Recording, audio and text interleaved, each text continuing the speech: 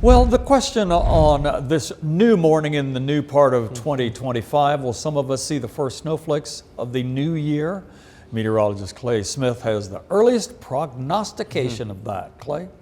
Well, at some point it's going to be a possibility. We're entering a very favorable pattern for winter weather, but of course things have to come together almost perfectly for us to get a good snow around these parts. But we do have just a little bit of flurry activity this morning, a little clipper system coming in.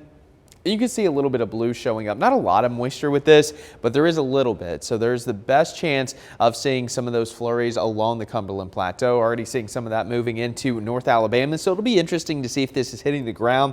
Again, the air is still pretty dry in the upper atmosphere, but still, I do think there's going to be a few flurries around over the next couple of hours. And temperatures are cold to start your Friday. 28 in Murphy, 30 in Athens, 32 in Chattanooga. Fortunately, winds are calm, so we're not really dealing with the wind chill factor. Now, as we track out the rest of your day, again, a little bit of mountain snow as we continue into the morning. Not going to be anything widespread or impactful. Yeah, there could be a few inches along the Tennessee-North Carolina line, but they're pretty accustomed to that. As we continue through the day, the clouds are going to break, and eventually we'll get into some sunshine, and it's going to turn out to be a pretty nice day. But there could be potentially a light dusting into parts of northern Sequatchie, Bledsoe counties, and maybe up the plateau closer to Crossville, and a couple inches possible along the Tennessee-North Carolina line, primarily in those elevations over about 2,500 feet. That's where you usually get some of that snow when we have these little clippers moving through. But there is going to be more of an impactful storm coming into the picture Sunday into Monday morning. The onset of precipitation, even here locally, could start as a brief wintry mix and then quickly transitioning over to a cold rain. So it's not going to be a very impactful storm winter-wise for us.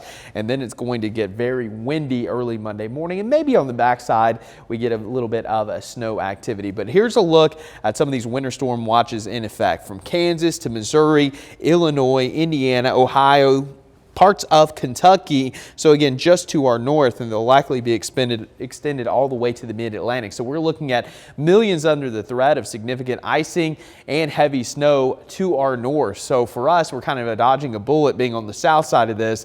We won't have to deal with all of that sloppy weather. And here's a look at that system. It's still not even onshore yet. It's going to be moving into the west coast, dropping across the southwest, and then injecting into the plains. And that's where that low is going to form. And the overnight trends have this ticking even further to the north, so that gets us more out of the threat. An icy mess for parts of Kentucky, St. Louis, heavy snow on the north end of this, and maybe even some severe weather with the squall line to the south across Dixie Alley. This will continue to shift off to the east throughout the morning on Monday. Winds will really start to pick up as this front comes through early Monday morning, and then for us, we're looking at the rain exiting by Monday before the sun comes up, and then we could have some high elevation snow showers on the back end of this, maybe some even getting into the northern valley. So we'll watch that pretty closely, but the main impacts with this, of course, going to be to our north. You're going to have that icing threat across portions of the mid-Atlantic. Kentucky could be dealing with the icy mess.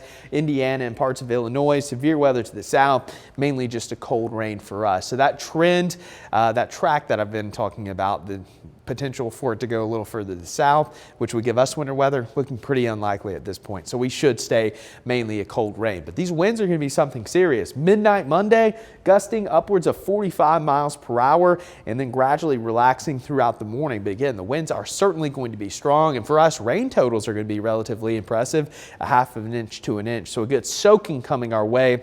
But as far as winter weather is concerned, it looks like we should be spared this go around. But I would not recommend traveling to the north. It is going to be a icy mess as we move forward. Here's a look at 7-day forecast. A little bit of initial mix to cold rain for your Sunday. Windy with maybe some elevation flurries as we get into your Monday. It's going to turn a lot colder throughout the day. And look at Tuesday, Wednesday, Thursday. Yeah, that's high temperatures, not lows. We're talking 30s.